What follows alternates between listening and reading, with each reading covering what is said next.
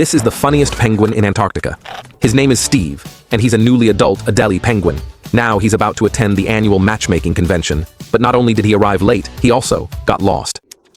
Separated from his flock, Steve accidentally wandered into the territory of Emperor Penguins where Snowchick lived. He had to ask the other penguin for directions, but before he could even speak, he was coldly rejected by this big guy. Steve thought maybe the big fellow wasn't very talkative, so he decided to try talking to a little one. Unexpectedly, that penguin had a bad temper. Just as Steve was about to leave, he was pulled back and beaten up.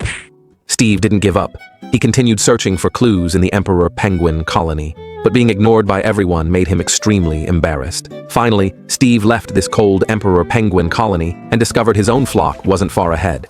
After persistent effort, Steve finally reached his destination. Throughout the winter, Adelie penguins spent their time in the Southern Ocean, but as spring arrived, they began returning to their birthplaces to find mates and raise chicks. For first-time breeders like Steve, this habitat was full of challenges. Because Steve arrived the latest, the entire breeding colony was already packed. Steve's first task was to find a suitable nesting site and build his own home. This seemed very easy, but those older, experienced male penguins had occupied these prime nesting spots for years. They refused to let newcomers invade young and spirited.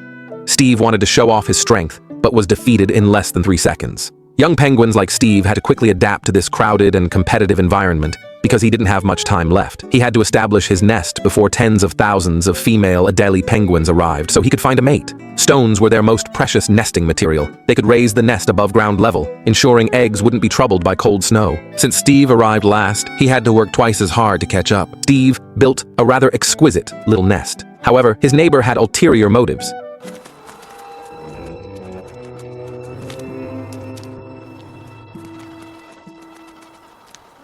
Steve had no idea what was happening and kept diligently collecting stones, but the more he worked, the luckier his neighbor became.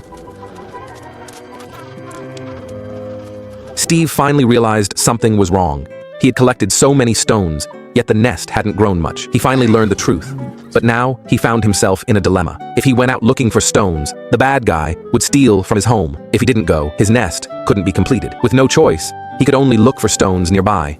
But he discovered there was more than one stone thief. It seemed he could only get married first and build the house later. Just then, tens of thousands of female penguins finally arrived at the breeding site. The males would attract the females' attention through singing, so Steve also sang loudly. Soon, a female penguin walked toward him. But when she saw Steve's simple nest, she silently left. This discouraged Steve, and even his singing became melancholic. However, this melancholic mood actually helped him find true love. Her name was Adeline. She first inspected Steve's nest, but she didn't disdain it. Instead, she began the sacred marriage ceremony with him.